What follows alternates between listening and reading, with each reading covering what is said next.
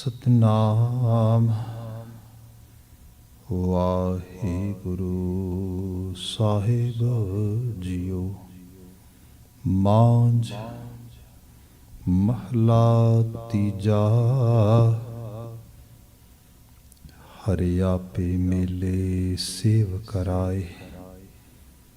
गुर कै शब्द पाओ दूजा जाए। हरि आपे मेले सेव कराए।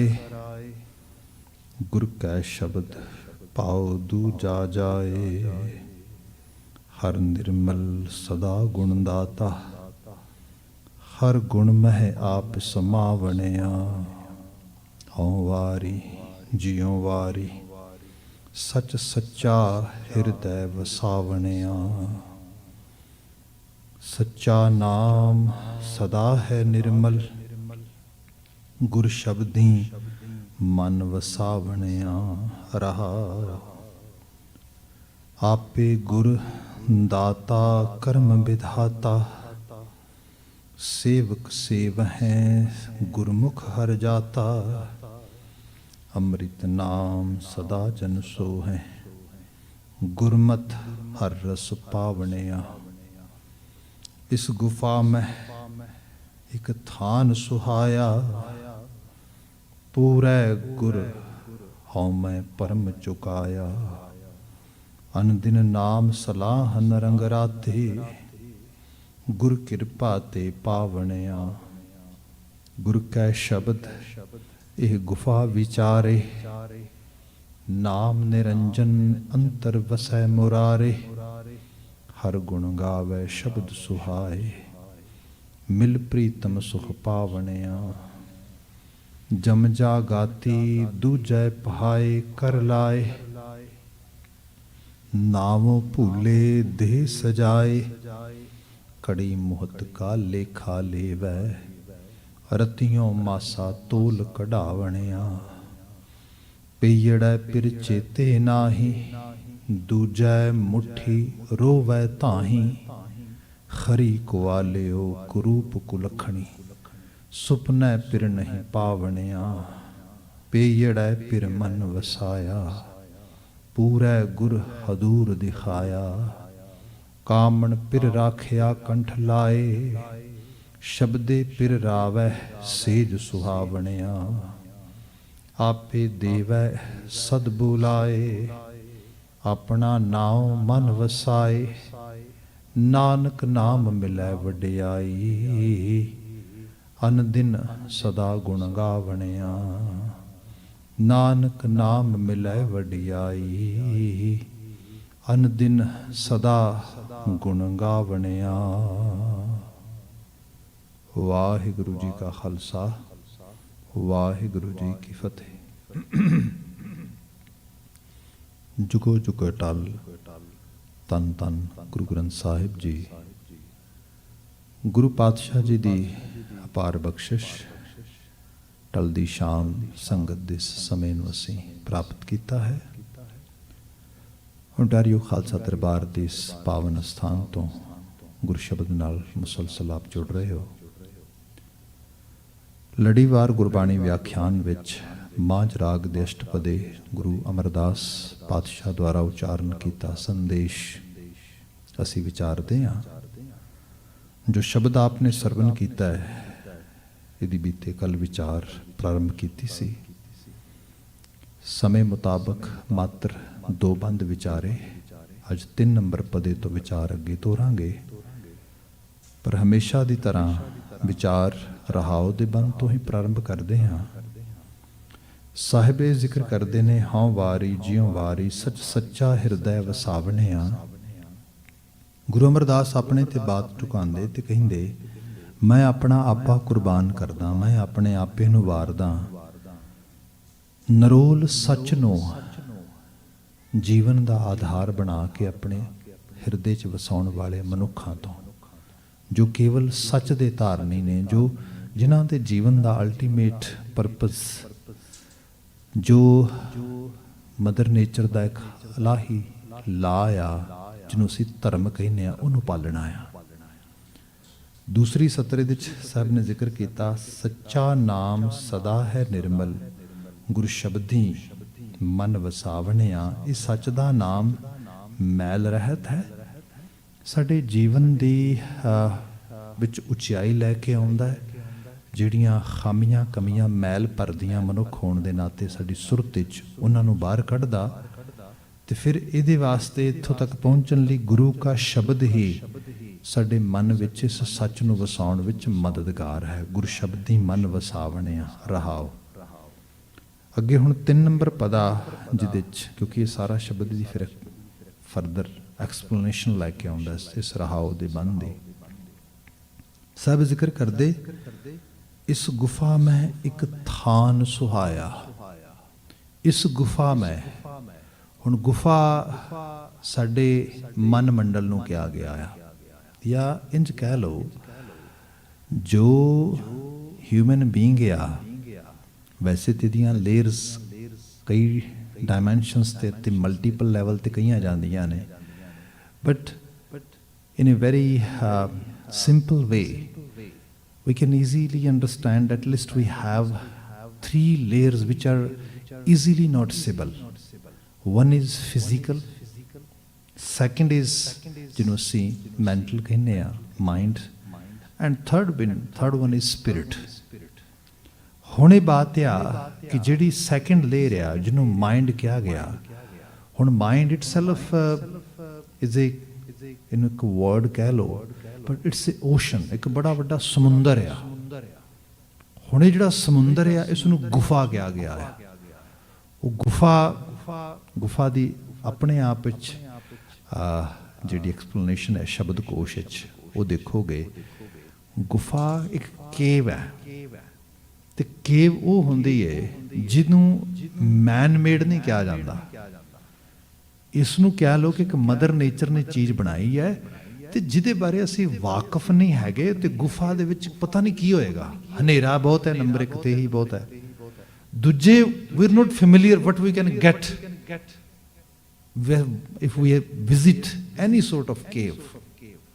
ਸੋ ਇਸ ਗੁਫਾ ਵੀ ਕੇਵ ਦਾ ਸਾਨੂੰ ਖੁਦ ਨੂੰ ਨਹੀਂ ਪਤਾ ਕਿ ਸਾਡੇ ਅੰਦਰ ਕੀ ਹੈ। ਬੰਦਾ ਆਮ ਹਾਲਤਾਂ ਬਾਰੇ ਆਪਣੇ ਬਾਰੇ ਬਹੁਤ ਸਾਰੀਆਂ ਰਾਏ ਬਣਾ ਲੈਂਦਾ, ਚੰਗੀਆਂ ਵੀ ਤੇ ਮਾੜੀਆਂ ਵੀ, ਪਰ ਪਤਾ ਤੇ ਉਦੋਂ ਲੱਗੇਗਾ ਜਦੋਂ ਤੁਸੀਂ ਸਿਚੁਏਸ਼ਨ 'ਚ ਪਾਓਗੇ। ਤੇ ਜੇ ਸਿਚੁਏਸ਼ਨ 'ਚ ਪਾਓਗੇ ਤੇ ਹੋ ਸਕਦਾ ਜਿਹਨੂੰ ਅਸੀਂ ਬੜਾ ਇਮਾਨਦਾਰ ਕਹਿੰਦੇ ਹਾਂ ਬੜਾ ਬੇਈਮਾਨ ਹੋਏ, ਜਿਸ ਨੂੰ ਅਸੀਂ ਬੜਾ ਬੇਈਮਾਨ ਕਹਿੰਦੇ ਹਾਂ ਸਿਚੁਏਸ਼ਨ 'ਚ ਪਾਓਗੇ ਹੋ ਸਕਦਾ ਬੜਾ ਓਨੈਸਟ ਹੋਏ।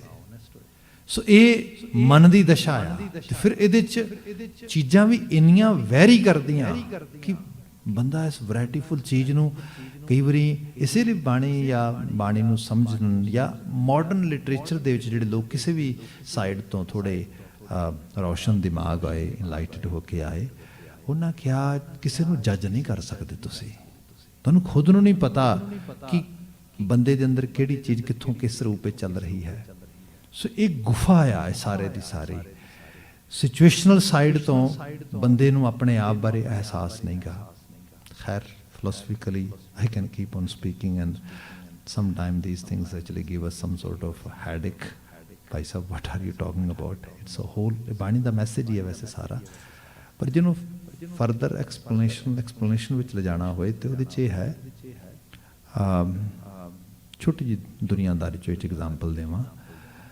ਮੈਨੂੰ ਯਾਦ ਆ ਮੈਂ ਸਾਡੇ ਉੱਥੇ ਪਿੰਡ ਦੇ ਵਿੱਚ ਇੱਕ ਛੋਟਾ ਜਿਹਾ ਟਾਊਨ ਨਗਰ ਹੈ ਜਿਹਦੇ 'ਚ ਗੁਰਦੁਆਰੇ ਦੇ ਕੁਝ ਬਜ਼ੁਰਗ ਬੈਠ ਕੇ ਤੇ ਡਿਸਕਸ਼ਨਸ ਕਰ ਰਹੇ ਨੇ, and I was very young and I was eavesdropping toward them and trying to grab what they are discussing over there. ਖੈਰ ਉਹ ਗੱਲਬਾਤ ਕਰਦੇ ਜਦੋਂ ਗੁਰਦੁਆਰਾ ਸਾਹਿਬ ਬਣਿਆ ਉੱਥੇ, ਤੇ ਉੱਥੇ ਕਿਹੋ ਜਿਹਾ ਕੰਮ ਚੱਲ ਰਿਹਾ ਸੀ ਸਾਰਾ। ਉਹ ਇੱਕ ਜਿਹੜੀ ਜਗ੍ਹਾ ਸੀਗੀ ਉਹ 2 ਪਿੰਡਾਂ ਦੀ ਸੀਮ ਪੈਂਦੀ, ਮਤਲਬ ਬਾਰਡਰ ਲਾਈਨ ਆ 2 ਵੱਖਰੇ ਪਿੰਡਾਂ ਦੀ।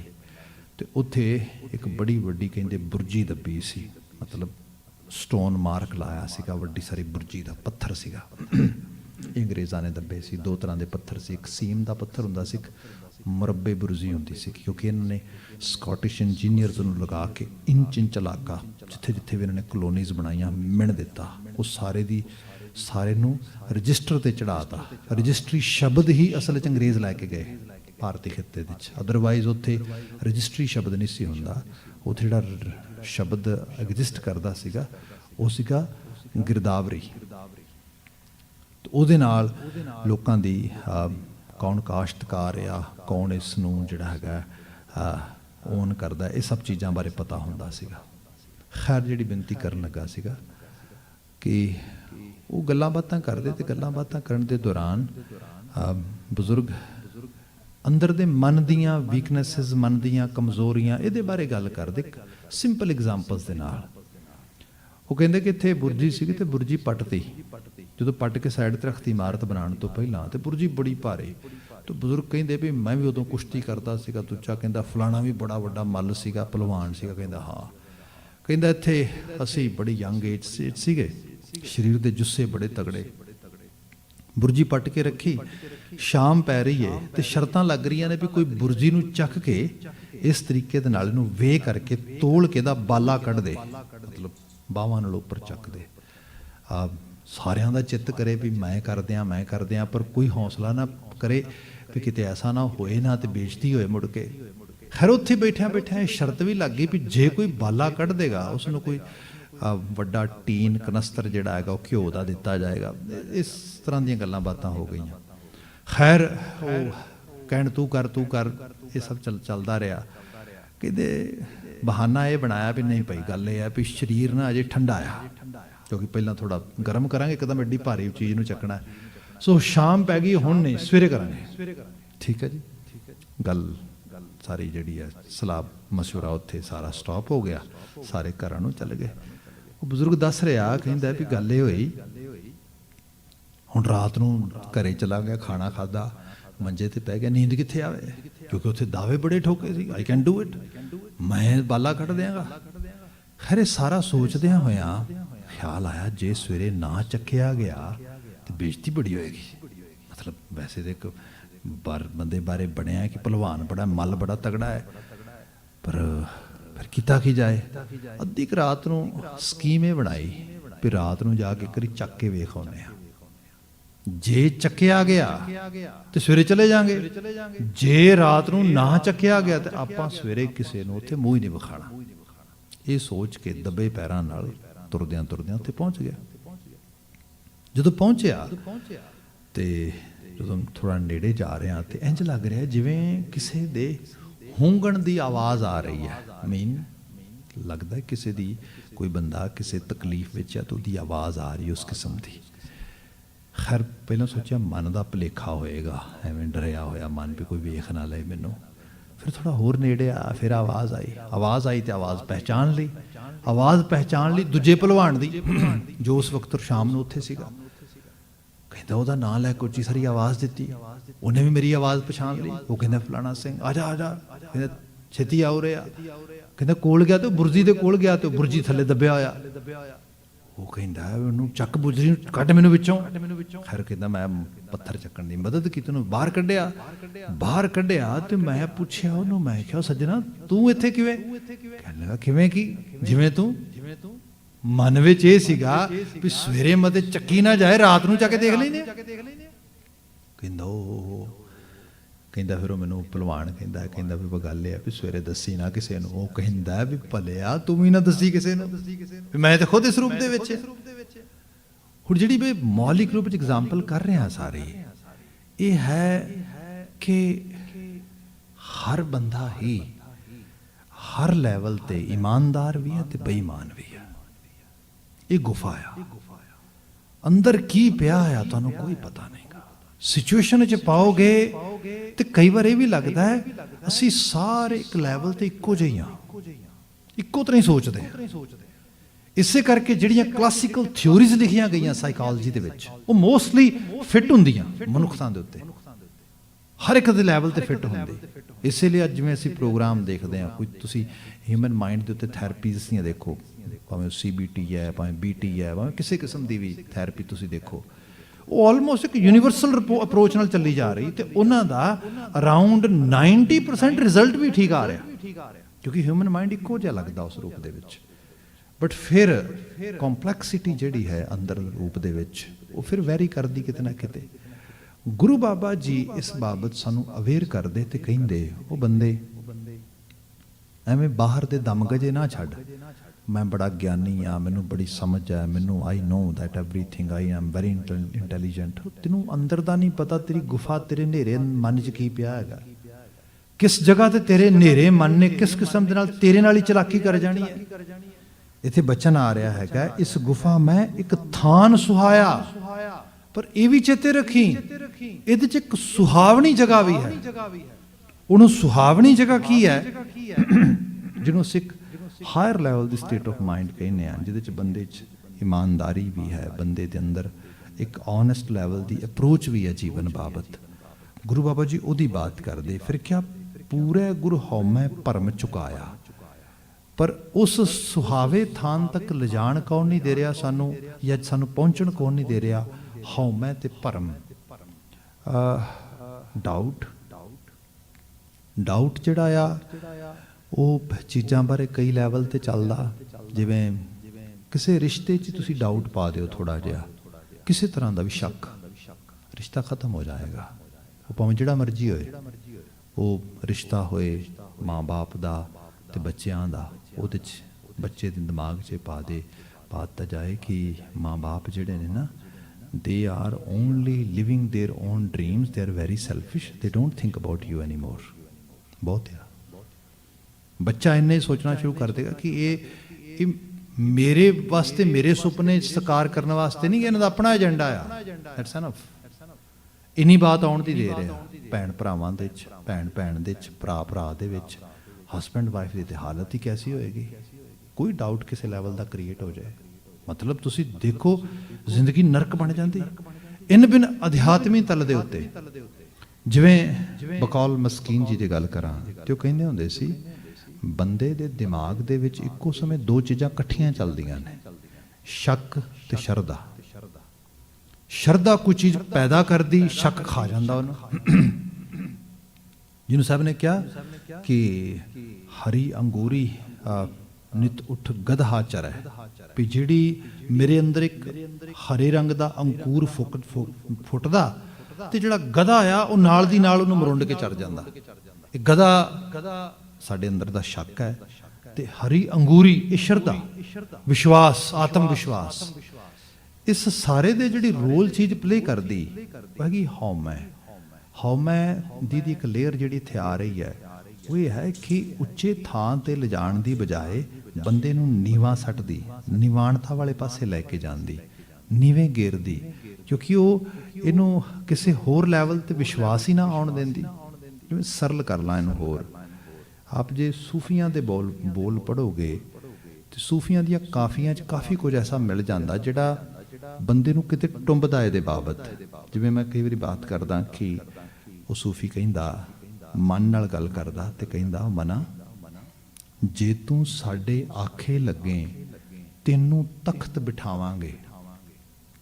ਮਨ ਆਖੇ ਨਾ ਲੱਗਦਾ। ਕਿਤੇ ਬਚਨ ਆਇਆ, ਇਸ ਗੁਫਾ ਮੈਂ ਇੱਕ ਥਾਨ ਸੁਹਾਇਆ, ਉੱਚੀ ਥਾਂ ਵੀ ਹੈ, ਸੋਭਨੀਕ ਜਗ੍ਹਾ, ਮਨ ਉੱਥੇ ਬੈਠ ਸਕਦਾ। ਮਨ ਸਭ ਦਾ ਪਿਆਰ ਲੈ ਸਕਦਾ, ਸਨੇਹ ਲੈ ਸਕਦਾ। ਜਿਹਨੂੰ ਕਿ ਜੋ ਹਰ ਕਾ ਪਿਆਰਾ ਸੋ ਸਭਨਾ ਕਾ ਪਿਆਰਾ, ਪਰ ਮਨ ਉੱਥੋਂ ਤੱਕ ਜਾਏ ਕਿਵੇਂ, ਆਖੇ ਨਹੀਂ ਲੱਗਦਾ। ਉਹ ਤੇ ਛੋਟੀਆਂ ਛੋਟੀਆਂ ਈਰਖਾ, ਦੁਆਇਖ, ਨਫ਼ਰਤਾਂ ਦੇ ਵਿੱਚ ਪੈ ਕੇ ਉਸ ਨੂੰ ਕਿਸੇ ਦੇ ਮਨ ਨੂੰ ਖੁਸ਼ੀ ਦੇਣ ਦੀ ਬਜਾਏ ਕਿਸੇ ਦੇ ਮਨ ਨੂੰ ਦੁਖਾਣ ਵਿੱਚ ਚਾਅ ਚੜ੍ਹਦਾ। ਕਿਸੇ ਨੂੰ ਮਿੱਠਾ ਬੋਲਣ ਦੀ ਬਜਾਏ ਉਹਨੂੰ ਕੌੜਾ ਬੋਲ ਕੇ ਉਹਨੂੰ ਚਾਅ ਚੜ੍ਹਦਾ। ਉਹਨੂੰ ਕਹਿੰਦਾ ਵੀ ਮੈਂ ਦੋ ਮਿਹਣੇ ਮਾਰਾਂ, ਉਹ ਚੰਗਾ ਲੱਗੇਗਾ ਮੈਨੂੰ। ਰਿਸ਼ਤਿਆਂ 'ਚ, ਨਾਤੇਦਾਰੀਆਂ 'ਚ ਇਹੋ ਚੀਜ਼ ਸਭ ਤੋਂ ਵੱਡੀ ਬੰਦੇ ਨੂੰ ਅੱਖਰ ਦੀ। ਸੋ ਇਸ ਕਿਸਮ ਦੀ ਫਿਤਰਤ ਤੇ ਜਿਹੜਾ ਮਨ ਰਹੇਗਾ ਉਹ ਹਰ ਕਾ ਪਿਆਰਾ ਕਿਵੇਂ ਹੋ ਜਾਏਗਾ। ਸੋ ਜ਼ਿਕਰ ਆਇਆ ਕਿ ਜੇ ਤੂੰ ਸਾਡੇ ਆਖੇ ਲੱਗੇ ਤੈਨੂੰ ਤਖਤ ਬਿਠਾਵਾਂਗੇ, ਜਿਸ ਨੂੰ ਸਾਰਾ ਆਲਮ ਢੂੰਡੇ ਤੈਨੂੰ ਆਣ ਮਿਲਾਵਾਂਗੇ। ਕਹਿੰਦੇ ਜਿਹਨੂੰ ਸਾਰਾ ਆਲਮ ਢੂੰਡ ਰਿਹਾ, ਰੱਬ, ਮਨਾ ਤੈਨੂੰ ਰੱਬ ਮਿਲ ਜਾਏਗਾ ਆ ਕੇ।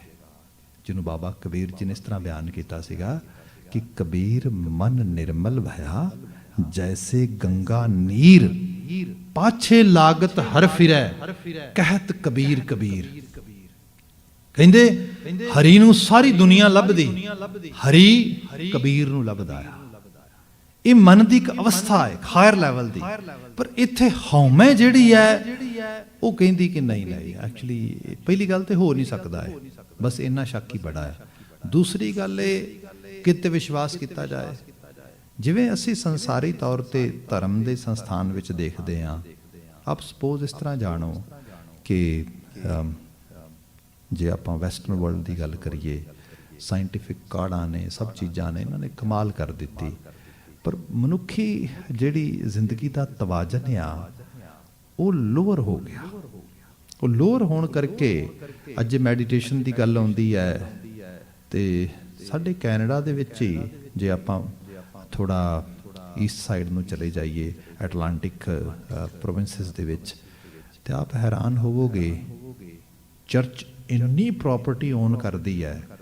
ਆਲਮੋਸਟ ਜਿਹੜਾ ਕਰਾਊਨ ਆ, ਜਿਨ੍ਹਾਂ ਨੇ ਇੱਕ ਕੈਨੇਡੀਅਨ ਕਲੋਨੀ ਜਿਹੜੀ ਹੈ ਬਿਲਡ ਕੀਤੀ, ਜਦੋਂ ਇੱਥੇ ਲੈਂਡ ਕੱਟੀ ਜਾਂਦੀ ਸੀਗੀ, ਜਿਹੜੀ ਸਾਰਾ ਲੈਂਡਸਕੇਪ ਜਿਹੜਾ ਜਿਸ ਤਰੀਕੇ ਦਾ ਇਹਨਾਂ ਨੇ ਖਸਰੇ ਤੇ ਉਤਾਰਿਆ, ਪੇਪਰ ਤੇ ਉਤਾਰਿਆ, ਤੇ ਉਹਦੇ ਅੰਦਰ ਅਰਾਊਂਡ 6-6 ਮਾਈਲ ਦੇ ਸਕੁਏਅਰ ਏਰੀਏ ਬਣਾਏ ਸੀਗੇ ਇਸ ਤਰੀਕੇ ਦੇ ਨਾਲ। ਉਹਦੇ ਵਿੱਚ 4-4 ਪਲਾਟ ਬਣਾਏ ਗਏ ਸੀਗੇ, 2 ਨੂੰ ਨਿਲਾਮ ਕੀਤਾ ਜਾਂਦਾ ਸੀਗਾ, ਇੱਕ ਚਰਚ ਲਈ ਤੇ ਇੱਕ ਕਰਾਊਨ ਲਈ ਰਾਖਵਾਂ ਰੱਖਿਆ ਜਾਂਦਾ ਸੀਗਾ। ਆਲਮੋਸਟ ਸਾਰੀ ਲੈਂਡ ਇਸ ਤਰੀਕੇ ਦੀ ਹੈ, ਇਸ ਕਿਸਮ ਦੀ ਹੈ। ਸੋ ਇਸ ਕਿਸਮ ਦੇ ਨਾਲ ਇੰਨੀ ਲੈਂਡ ਜਿਹੜੀ ਹੈ ਚਰਚ ਓਨ ਕਰਦਾ, ਚਰਚ ਇੰਨੀ ਪ੍ਰਾਪਰਟੀ ਓਨ ਕਰਦਾ, ਪਰ ਇਹਦੇ ਬਾਵਜੂਦ ਵੀ ਚਰਚਸ ਖਾਲੀ ਹੋ ਰਹੇ ਨੇ, ਕੋਈ ਰੌਣਕ ਉੱਥੇ ਰਵਾਨਗੀ ਨਹੀਂ ਹੈ ਬਹੁਤਾਇਤ ਰੂਪ ਦੇ ਵਿੱਚ। ਜੇ ਕੋਈ ਹੈ ਵੀ ਤੇ ਉਹ ਇਸ ਕਰਕੇ ਹੈ ਕਿਉਂਕਿ ਕੁਝ ਗੌਰਮੈਂਟ ਫੰਡਡ ਪ੍ਰੋਗਰਾਮ ਚੱਲਦੇ ਨੇ, ਜਿਵੇਂ AA ਦੇ ਪ੍ਰੋਗਰਾਮ ਚੱਲਦੇ ਜਾਂ ਹੋਰ ਥੈਰੇਪੀਜ਼ ਚੱਲਦੀਆਂ, ਤੇ ਇਸ ਕਿਸਮ ਦਾ ਇੱਕ ਜਿਹੜਾ ਹੈਗਾ ਸਾਰਾ ਲੈਵਲ ਲਿਆਂਦਾ ਗਿਆ, ਜਾਂ ਜਿਹਦੇ ਪਿੱਛੇ ਗੌਰਮੈਂਟ ਦੀਆਂ ਸੰਸਥਾਵਾਂ ਬੈਕਅਪ ਕਰਦੀਆਂ, ਜਿਵੇਂ ਸੈਲਵੇਸ਼ਨ ਆਰਮੀ ਵਾਲੇ ਨੇ ਜਾਂ ਹੋਰ ਇਹੋ ਜਿਹੇ ਫੂਡ ਪ੍ਰੋਗਰਾਮਸ ਹੈਗੇ ਨੇ। ਪਰ ਇਹ ਨਹੀਂ ਕਿ ਆਸਥਾ ਖਤਮ ਹੋ ਗਈ ਸਮਾਜ ਵਿੱਚ, ਆਸਥਕ ਲੋਕ ਵੀ ਹੈਗੇ ਨੇ, ਪਰ ਜਿਹੜੇ ਪਿਓਰ ਆਸਥਕ ਲੋਕ ਨੇ, ਬਲੀਵਰਸ ਨੇ, ਉਹ ਪਤਾ ਕਿਸ ਪਾਸੇ ਜਾ ਰਹੇ। ਐਟਲਾਂਟਿਕਸ ਦੇ ਵਿੱਚ ਲਗਾਤਾਰ ਮੁਸਲਸਲ ਬੌਧਿਕ ਜਿਹੜੇ ਨੇ ਬੁੱਧਿਸਟ ਦੇ ਟੈਂਪਲ ਬਣ ਰਹੇ ਨੇ। ਤੇ ਇਹ ਨਹੀਂ ਕੋਈ ਤਾਈਵਾਨ ਤੋਂ, ਥਾਈਲੈਂਡ ਤੋਂ ਜਾਂ ਤਿੱਬਤ ਤੋਂ ਜੈਪਨੀਜ਼ ਜਨ ਬੁੱਧਿਜ਼ਮ ਵਾਲੇ ਉਹਨਾਂ ਦੇ ਬੰਦੇ ਆ ਕੇ ਬਣਾ ਰਹੇ ਨੇ, ਉਹ ਫੰਡਿੰਗ ਕਰ ਰਹੇ ਨੇ। ਨੋ ਨੋ, ਲੋਕਲ ਬਲੀਵਰਸ ਜਿਹੜੇ ਨੇ, ਜਿਨ੍ਹਾਂ ਨੇ ਇੱਕ ਬਲੀਵ ਸਿਸਟਮ ਅਡਾਪਟ ਕੀਤਾ, ਐਕਸਰਸਾਈਜ਼ ਕਰ ਰਹੇ ਨੇ, ਉਹਦੀ ਉਸ ਪ੍ਰੈਕਟਿਸ 'ਤੇ ਜਾ ਰਹੇ ਨੇ ਉਹ ਲੋਕ। ਧਾਰਮਿਕ ਤੌਰ ਤੇ ਬੰਦੇ ਦੀ ਇਹ ਨੀਡ ਹੈ, ਅਧਿਆਤਮਿਕ ਤਲ ਤੇ ਬੰਦੇ ਨੂੰ ਅੰਦਰ ਦੀ ਫੁਲਫਿਲਮੈਂਟ ਚਾਹੀਦੀ ਹੈ, ਪਰ ਕੀਤਾ ਕੀ ਜਾਏ? ਜਦੋਂ ਬੰਦਾ ਧਰਮ ਦੀ ਸੰਸਥਾ ਦੇ ਵਿੱਚ ਵੇਖਦਾ ਇੰਨਾ ਕਲਟ, ਵੀ ਧਾਰਮਿਕ ਜਿਹੜੇ ਕਲਰਜੀਜ਼ ਨੇ ਜਿਹੜੇ ਉਹ ਸਾਰੇ ਉਹਨਾਂ ਤੇ ਏਡੇ ਏਡੇ ਮਤਲਬ ਸੰਗੀਨ ਇਲਜ਼ਾਮ ਲੱਗਦੇ, ਕਰੈਕਟਰ ਦੇ ਲੈਵਲ ਤੇ ਲੋਅਰ ਤਸਵੀਰ ਦਿਸਦੀ, ਬੰਦੇ 'ਚ ਸ਼ੱਕ ਵਧੇਗਾ, ਬੰਦੇ 'ਚ ਚੀਜ਼ ਵਧੇਗੀ, ਤੇ ਬੰਦਾ ਫਿਰ ਹਰ ਚੀਜ਼ ਨੂੰ ਸ਼ੱਕ ਦੀ ਨਿਗਾਹ ਨਾਲ ਦੇਖੇਗਾ।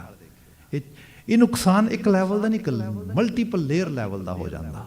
ਸੋ ਇਸ ਸਾਰੇ ਦੇ ਵਿੱਚ ਫਿਰ ਇੱਕ ਲੈਵਲ ਤੇ ਬੰਦਾ ਜਾ ਕੇ ਕਹਿੰਦਾ ਵੀ ਓਕੇ ਸਭ ਗਲਤ ਹੈ, ਫਿਰ ਹਉਮੈ ਤੇ ਇਸ ਚੀਜ਼ ਨੂੰ ਬਿਲਕੁਲ ਉਹ ਕਹਿੰਦੀ ਵੀ ਠੀਕ ਹੈ ਭਾਈ ਗਲਤ ਹੈ। ਇੱਥੇ ਜਿਹੜਾ ਗੁਰਮਤ ਦਾ ਕਨਸੈਪਟ ਤੁਸੀਂ ਦੇਖੋ, ਗੁਰਮਤ ਬਹੁਤ ਕਮਾਲ ਦੀ ਚੀਜ਼ ਸਾਨੂੰ ਸਿਖਾਉਂਦੀ। ਗੁਰਮਤ ਕਹਿੰਦੀ ਅਕਲੀ ਸਾਹਿਬ ਸੇਵੀ ਹੈ, ਅਕਲੀ ਪਾਈ ਹੈ ਮਾਣ। ਭਾਵੇਂ ਸ਼ਰਧਾ ਦੀ ਦੁਨੀਆ ਦੇ ਵਿੱਚ ਅਕਲ ਨੂੰ ਨਾਲ ਲੈ ਕੇ ਚੱਲ, ਕਾਮਨ ਸੈਂਸ ਨਾ ਛੱਡੀ। If something doesn't make sense, that means that is nonsense. Never ever try to accept it, practice it, adopt it. Simple. ਢੋਰਾ ਨਾ ਬਣਾਇਆ, ਇਹ ਨਾ ਕਿਹਾ ਵੀ ਅੱਖਾਂ ਬੰਦ ਕਰਕੇ ਬਸ ਤੁਰਿਆ ਰਹੋ, ਨਾ ਨਾ ਕਿਹਾ ਵੇਖ ਆਲੇ ਦੁਆਲੇ। ਗੁਰੂ ਨੇ ਆਪ ਵਾਰ-ਵਾਰ ਪਰਖਾਂ ਪਾਈਆਂ, ਇਹੋ ਜਿਹੇ ਐਗਜ਼ਾਮ ਮਤਲਬ ਉਸ ਲੈਵਲ ਤੇ ਟੈਸਟ ਪਾਏ ਵੀ ਇਹਨੇ ਜੋ ਪਾਸ ਕਰੇਗਾ ਤਾਂ ਆਏਗਾ। ਨਾਨਕ ਕਚੜਿਆਂ ਸਿਓ ਤੋੜ ਢੂੰਡ ਸੱਜਣ ਸੰਤ ਪੱਕਿਆਂ, ਪਕਿਆਈ ਲੈ ਕੇ ਆ ਸੁਰਤ ਵਿੱਚ ਹਰ ਲੈਵਲ ਦੇ ਵਿੱਚ। ਸੋ ਇਸ ਕਿਸਮ ਦੀ ਗੱਲ ਕਰਦਿਆਂ ਹੋਇਆ ਸਾਨੂੰ ਇਸ ਰਾਹ ਤੇ ਤੋਰਿਆ। ਪਰ ਹਾਂ, ਜਿਹੜਾ ਹਉਮੈ ਦਾ ਲੈਵਲ ਆ, ਇਹ ਜਦੋਂ ਬਹੁਤ ਵੱਧ ਜਾਂਦਾ ਤੇ ਫਿਰ ਬਲੀਵ ਬੰਦੇ ਦਾ ਉਹ ਸ਼ੈਟਰਡ ਹੋ ਜਾਂਦਾ ਕਈ ਵਾਰੀ, ਤੇ ਉਹਦੇ ਵਿੱਚੋਂ ਫਿਰ ਬਹੁਤ ਜ਼ਿਆਦਾ ਬੰਦੇ ਨੂੰ ਕੱਢਣ ਪਾਉਣ ਨੂੰ ਕੁਛ ਨਹੀਂ ਬਚਦਾ। ਫਿਰ ਬੰਦੇ ਨੂੰ ਆਪਣੇ ਤੋਂ ਬਿਨਾਂ ਕੁਝ ਵੀ ਚੰਗਾ ਨਹੀਂ ਲੱਗਦਾ, ਵੱਡਾ ਨਹੀਂ ਲੱਗਦਾ, ਸਿਆਣਾ ਨਹੀਂ ਲੱਗਦਾ। ਤੇ ਫਿਰ ਗੁਰੂ ਮਹਾਰਾਜ ਕਹਿੰਦੇ ਇਹ ਹਉਮੈ ਫਿਰ ਭਰਮ ਵਿੱਚ ਲੈ ਜਾਂਦੀ ਬੰਦੇ ਨੂੰ। ਪਰ ਹਾਂ, ਪੂਰਾ ਗੁਰ ਹਉਮੈ ਭਰਮ ਚੁਕਾਇਆ, ਪੂਰਾ ਗੁਰੂ। ਇੱਥੇ ਫਿਰ ਇੱਕ ਇੰਸਟੀਟਿਊਸ਼ਨ ਦੀ ਗੱਲ ਕੀਤੀ ਗਈ, ਤੇ ਇੰਸਟੀਟਿਊਸ਼ਨ ਦੀ ਫਿਰ ਸਾਨੂੰ ਇੱਕ ਕਹਿ ਲਓ ਕਿ ਇੱਕ ਰਿਸਪੌਂਸਿਬਿਲਿਟੀ ਵੀ ਮਿਲੀ ਹੈ ਇਸ ਰੂਪ ਵਿੱਚ ਐਜ਼ ਏ ਕਮਿਊਨਿਟੀ ਦੇ ਤੌਰ 'ਤੇ ਗ੍ਰੰਥ ਤੇ ਪੰਥ ਦੀ ਤਾਬੇਦਾਰੀ ਦੇ ਅੰਦਰ ਲਿਆ ਕੇ। ਤੇ ਜਿਹਦਾ ਜੇ ਪਿਓਰ ਵਰਜਨ ਦੇਖ ਲਈਏ ਅਸੀਂ ਕਿਸੇ ਲੈਵਲ ਤੇ ਬੰਦਾ ਇਹਦਾ ਆਸ਼ਕ ਵੀ ਹੋ ਜਾਂਦਾ। ਫਿਰ ਇੱਥੋਂ ਹੀ ਫਿਰ ਬਾਣੀ ਤੇ ਬਾਣਾ ਆ ਜਾਂਦਾ। ਇੱਥੋਂ ਫਿਰ ਬੰਦੇ ਨੂੰ ਇੱਕ ਹਾਇਰ ਲੈਵਲ ਦਾ ਜੀਵਨ ਦਾ ਇੱਕ ਵਿਜ਼ਨ ਤੇ ਮਿਸ਼ਨ ਦਿਸ ਜਾਂਦਾ ਕਿ ਮੇਰਾ ਜੀਵਨ ਇਸ ਪਾਸੇ ਮੈਂ ਲਗਾ ਦੇਣਾ ਹੈਗਾ। ਇੱਕ ਕਮਿਊਨਿਟੀ ਲਾਈਫ ਜੀਣ ਲਈ ਬੰਦਾ ਤਿਆਰ ਹੋ ਜਾਂਦਾ। ਉਹਦੀ ਬਾਤ ਹੋ ਰਹੀ ਹੈ। ਅਨਦਿਨ ਨਾਮ ਸਲਾਹਨ ਰੰਗਰਾਤੇ ਗੁਰ ਕਿਰਪਾ ਤੇ ਪਾਵਣਿਆ। ਫਿਰ ਇਹੋ ਜਿਹੀਆਂ ਰੂਹਾਂ ਰਾਤ ਦਿਨ ਨਾਮ ਵਿੱਚ ਰਤੀਆਂ ਜੀਵਨ ਬਤੀਤ ਕਰਦੀਆਂ, ਪਰ ਗੁਰ ਕਿਰਪਾ ਤੇ ਪਾਵਣਿਆ। ਇਹ ਗੁਰੂ ਦੀ ਕਿਰਪਾ ਤੋਂ ਬਿਨਾਂ ਨਹੀਂ ਹੋ ਸਕਦੀ ਗੱਲ। ਇੱਕ ਹਾਇਰ ਆਈਡੀਅਲ ਦੀ ਗੱਲ ਵੀ ਹੋ ਰਹੀ ਹੈ ਇਹਦੇ ਵਿੱਚ। ਤੇ ਜਦੋਂ ਸਮਾਜ ਵਿੱਚ ਇੱਕ ਸਪਿਰਿਚੁਅਲ ਪਰਸਨੈਲਿਟੀ ਦੀ ਐਵੇਂ ਬੜੀ ਕਮੀ ਹੋ ਜਾਏ ਨਾ, ਤੇ ਬੰਦਾ ਬਹੁਤ ਲੈਵਲ ਤੇ ਸਫਰ ਕਰਦਾ ਆ। ਤੇ ਇਸ ਜਿਹੜੀ ਇਸ ਸਫਰਿੰਗ ਨੂੰ ਅਸੀਂ ਸਮਾਜ ਵਿੱਚ ਵੇਖ ਵੀ ਰਹੇ ਹਾਂ। ਜਿਵੇਂ ਸਪੋਜ਼ ਕਰੋ ਕਿ ਪੰਜਾਬ ਦੀ ਫਿਜ਼ਾਨ ਦੇ ਵਿੱਚ ਹੀ ਤੁਸੀਂ ਦੇਖੋਗੇ ਇਤਨਾ ਨਸ਼ੇ ਦਾ ਵੱਧ ਜਾਣਾ। ਮੈਂ ਇਹਨੂੰ ਜੇ ਸਿੰਪਲੀਫਾਈ ਕਰਕੇ ਬਿਆਨ ਕਰਨ ਦੀ ਟਰਾਈ ਕਰਾਂ ਤੇ ਇਹ ਹੈ ਕਿ ਅੰਗਰੇਜ਼ਾਂ ਦੇ ਆਉਣ ਤੋਂ ਪਹਿਲਾਂ ਪੰਜਾਬ ਵਿੱਚ ਕੋਈ ਵੀ ਨਸ਼ਾ ਰੈਗੂਲੇਟ ਨਹੀਂ ਸੀ ਕੀਤਾ ਜਾਂਦਾ। ਜਗਤ ਜੂਠ ਟਬੈਕੋ ਦੀ ਆਮ ਖੇਤੀ ਹੁੰਦੀ ਸੀ, ਬਹੁਤ ਸਾਰੀ ਖੇਤੀ ਹੁੰਦੀ ਸੀ। ਹਫੀਮ ਆਮ ਉਗਦੀ ਸੀ। ਮਤਲਬ ਇਹ ਹੁਣ ਲੋਕ ਕਿਸੇ ਭੰਗ ਦੀ ਗੱਲ ਕਰਦੇ ਨਾ, ਭੰਗ ਚਾਰ ਚਪਰੇ ਉੱਗੀ ਉੱਥੇ। ਇਹ ਚੀਜ਼ਾਂ ਆਮ ਉਗਦੀਆਂ ਸੀ, ਆਮ ਸੀਗੀਆਂ ਉੱਥੇ, ਪਰ ਐਡਿਕਸ਼ਨ ਨਹੀਂ ਸੀ ਹੈਗਾ। ਉਹਦਾ ਰੀਜ਼ਨ ਸੀਗਾ ਐਡਿਕਸ਼ਨ ਸੀ। ਗੁਰੂ ਸਾਹਿਬ ਦੀ ਆਮਦ ਤੋਂ ਪਹਿਲਾਂ ਜੇ ਤੁਸੀਂ ਦੇਖਦੇ ਹੋ ਟਬੈਕੋ ਐਡਿਕਸ਼ਨ ਬਹੁਤ ਸੀਗਾ।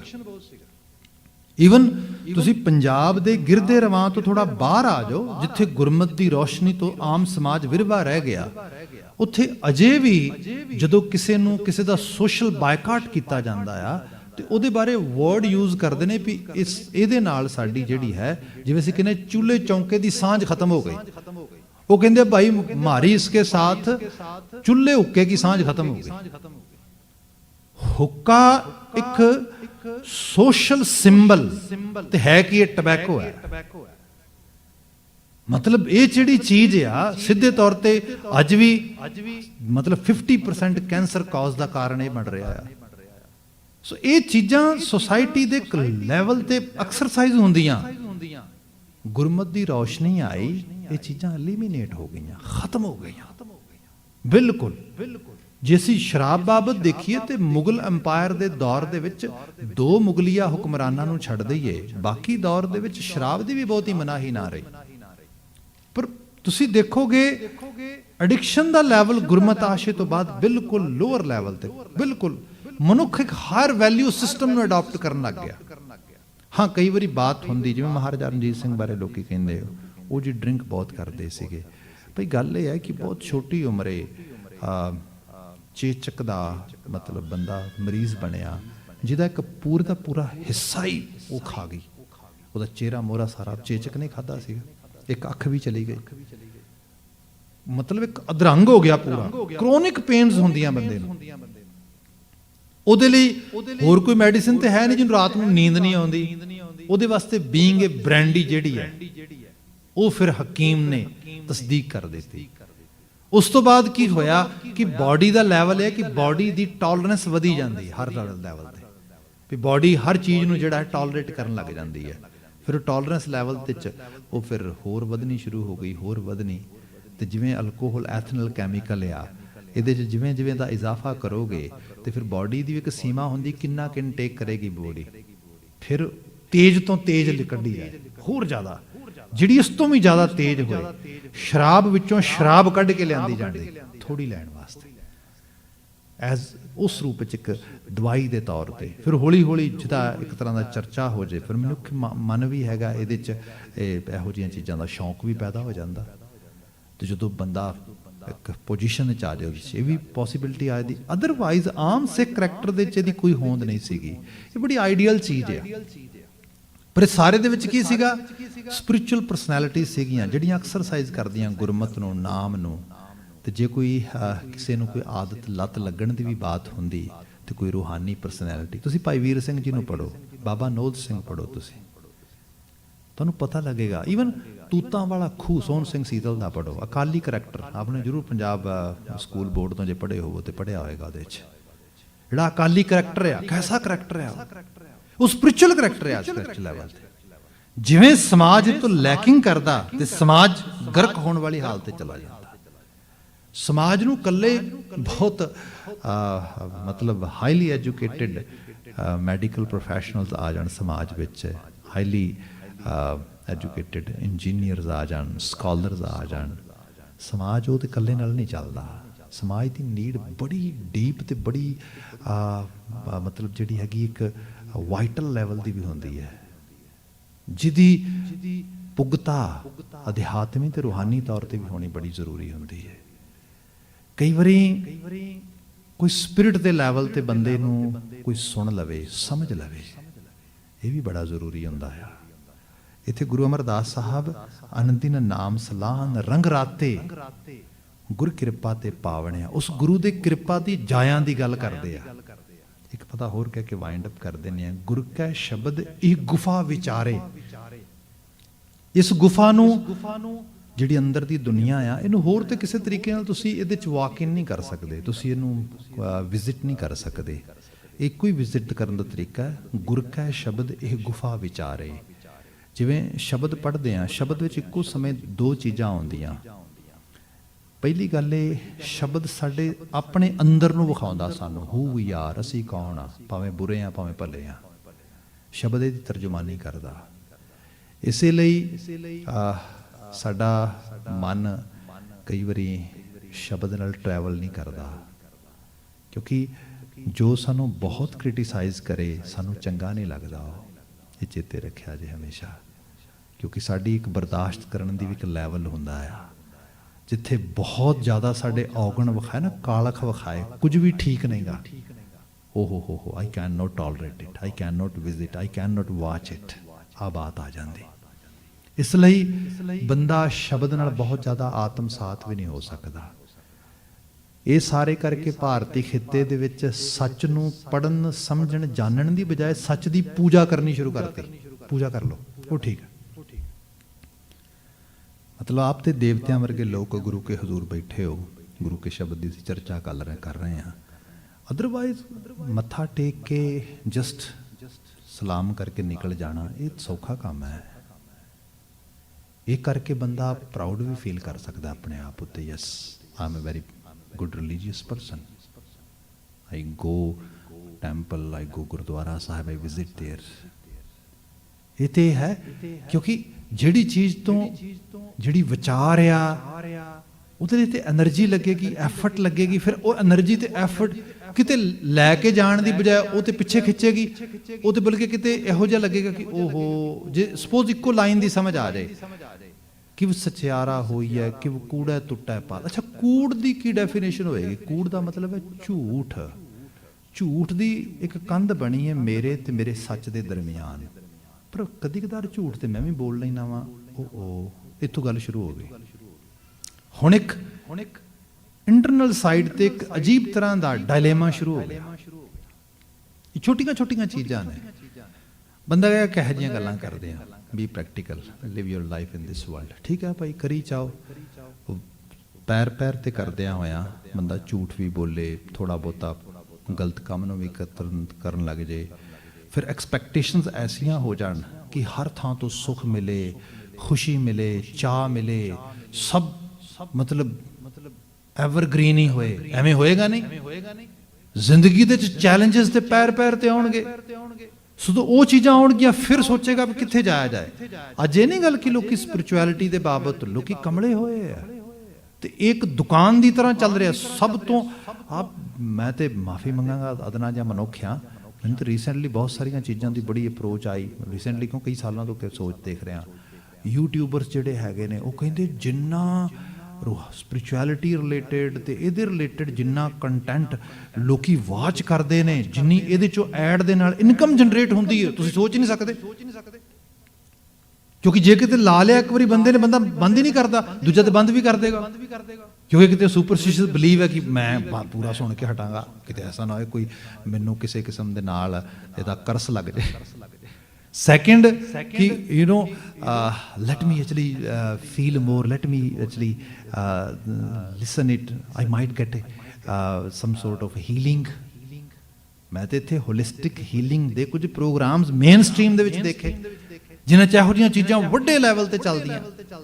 ਪਰ ਇਹ ਹੈ ਕਿ ਇਹ ਸਭ ਚੀਜ਼ਾਂ ਦੇ ਵਿੱਚ ਗੁਰੂ ਸਾਹਿਬ ਦਾ ਬੜਾ ਸਪਸ਼ਟ ਰਾਹ ਸ਼ਬਦ ਵਿਚਾਰ। ਜੇ ਤੂੰ ਥਾਟ ਪ੍ਰੋਸੈਸ ਵਿੱਚ ਨਹੀਂ ਪਾਏਗਾ ਚੀਜ਼, तेरे अंदर नहीं जाएगी चीज। ये कोई टीका नहीं है। अनकॉन्शियस माइंड सारा कुछ चलाਉਂਦਾ, ਉਹਦੇ तक कोई दवाई नहीं जाती, कोई गोली नहीं जाती, कोई टीका नहीं लगता। ये पक्का मान के चलो। अनकॉन्शियस बारे ਅਸੀਂ खुद नहीं, ਜਿਹਦੇ ਬਾਰੇ ਅਸੀਂ ਕੌਨਸ਼ੀਅਸ ਹੀ ਨਹੀਂ ਹੈਗੇ, ਸਾਨੂੰ ਤਾਂ ਖੁਦ ਨਹੀਂ ਪਤਾ ਗੁਫਾ 'ਚ ਹਨੇਰਾ ਕਿੰਨਾ ਪਿਆ। ਉਹਦੇ ਤੱਕ ਜਿਹੜੀ ਚੀਜ਼ ਲਿਜਾ ਸਕਦੀ ਉਹ ਵਿਚਾਰ ਹੈ। ਇਸ ਨੂੰ ਗੁਰੂ ਸਾਹਿਬ ਨੇ ਕਿਹਾ, ਗੁਰ ਕੈ ਸ਼ਬਦ ਇਹ ਗੁਫਾ ਵਿਚਾਰੇ, ਨਾਮ ਨਿਰੰਜਨ ਅੰਤਰ ਵਸੈ ਮੁਰਾਰੇ।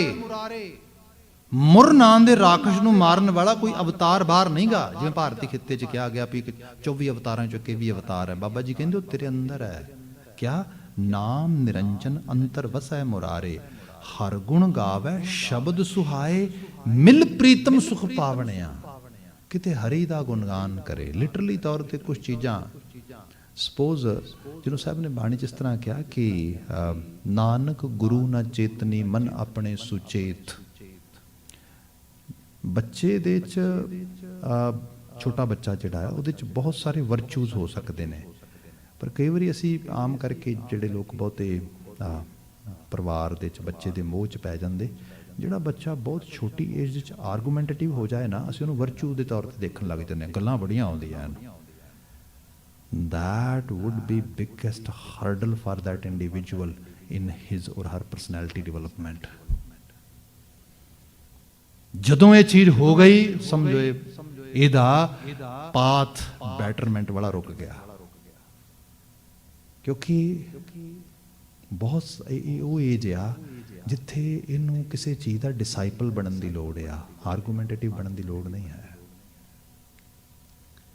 ਜੇ ਮਾਂ-ਬਾਪ ਦੀ ਗੱਲ ਤੇ ਬਲੀਵ ਨਹੀਂ ਕਰੇਗਾ, ਟੀਚਰ ਦੀ ਗੱਲ ਤੇ ਬਲੀਵ ਨਹੀਂ ਕਰੇਗਾ, ਹਾਂ ਕਿਤੇ ਹੈ ਕੋਈ ਜੀਨੀਅਸ ਹੋਏ, ਪਰ ਉਹਦੇ ਵਿੱਚ ਆਰਗੂਮੈਂਟੇਟਿਵ ਹੋਣਾ ਜ਼ਰੂਰੀ ਨਹੀਂ ਹੁੰਦਾ। ਉਹਦੇ ਵਿੱਚ ਉਹਦਾ ਜਿਹੜਾ ਕਿਸੇ ਨੂੰ ਕਨਵਿੰਸਿੰਗ ਲੈਵਲ ਆ ਉਹ ਬੜਾ ਹਾਈ ਹੁੰਦਾ ਹੈ, ਜਿਵੇਂ ਗੁਰੂ ਨਾਨਕ ਸਾਹਿਬ ਨੇ। ਤੇ ਫਿਰ ਇਹ ਨਹੀਂ ਕਿ ਉਹਨੂੰ ਕੋਈ ਸਮਝਦਾ ਨਹੀਂਗਾ। ਜੇ ਮਹਿਤਾ ਕਲਿਆਣ ਦਾਸ ਦੀ ਗੱਲ ਨਹੀਂ ਨਾ ਸਮਝਦੇ, ਰਾਏ ਬੁਲਾਰ ਸਮਝਦਾ ਆ, ਜਿਹੜਾ ਬਹੁਤ ਸਿਆਣਾ ਬੰਦਾ ਜਗੀਰਦਾਰ ਹੈ ਪਿੰਡ ਦਾ। ਉਹਨਾਂ ਨੂੰ ਮਹਿਤਾ ਕਲਿਆਣ ਦਾਸ ਜੀ ਕਹਿੰਦੇ ਨਹੀਂ ਇਹ ਮੇਰਾ ਬੇਟਾ ਮੇਰੀ ਗੱਲ ਨਹੀਂ ਸੁਣਦਾ। ਤੇ ਕਾਜ਼ੀ ਰੁਕਨਦੀਨ ਆ ਕੇ ਕਹਿੰਦਾ, ਜਿਹੜਾ ਫਾਰਸੀ ਦਾ ਸਕਾਲਰ ਆ, ਜਿਹੜਾ ਲਾਹੌਰ ਦਾ ਸਭ ਤੋਂ ਵੱਡਾ ਫਾਰਸੀ ਦਾ ਅਦਾਰਾ ਚਲਾਉਂਦਾ ਆ, ਉਹ ਆ ਕੇ ਕਹਿੰਦਾ ਨਾ ਪਟਵਾਰੀ ਜੀ, ਮਹਿਤਾ ਜੀ, ਇਹਨੂੰ ਤੇ ਮੈਂ ਨਹੀਂ ਸਮਝ ਪਾ ਰਿਹਾ, ਤੁਸੀਂ ਕਿੱਥੇ ਸਮਝੋਗੇ, ਕਿਆ ਹਸਤੀ ਹੈ। ਇਹਦਾ ਮਤਲਬ ਉਹ ਚੀਜ਼ ਆ, ਇਸ ਰੂਪ ਵਿੱਚ ਹੈ ਉਹ ਅਵਤਾਰੀ, ਉਹ ਅਧਿਆਤਮੀ ਰੂਹਾਂ ਹਾਇਰ ਲੈਵਲ ਦੀਆਂ। ਖੈਰ we have to wind up here। ਹਰ ਗੁਣ ਗਾਵੇ, ਹਰੀ ਦਾ ਗੁਣਗਾਨ ਕਰਨਾ, ਬਲੀਵ ਕਰਨਾ ਕਿਸੇ ਚੀਜ਼ ਨੂੰ, ਸੁਰਤ 'ਚ ਲਗਾਤਾਰ ਐਕਸਰਸਾਈਜ਼ ਕਰਨਾ, ਸਿਮਰਨ ਕਰਨਾ, ਸ਼ਬਦ ਸੁਹਾਏ, ਮਿਲ ਪ੍ਰੀਤਮ ਸੁਖ ਪਾਵਣੇ। ਇਹਦੇ 'ਚੋਂ ਪ੍ਰੀਤ ਦਾ ਅਸਲ ਸੋਮਾ ਕਰਤਾਰ ਦਿਸਦਾ ਤੇ ਇਹਦੇ 'ਚੋਂ ਆਤਮਿਕ ਸੁਖ ਮਿਲਦਾ। rest of Shabad who will try to actually understand or explain coming day. So now actually time is over. Bhai Sahib is going to wind up or concluding the whole program or Diwan here. I have to say Fateh over here. So thank you very much being an attentive listener. Fateh bula deni ji. Vaheguru ji ka khalsa, Vaheguru ji ki Fateh.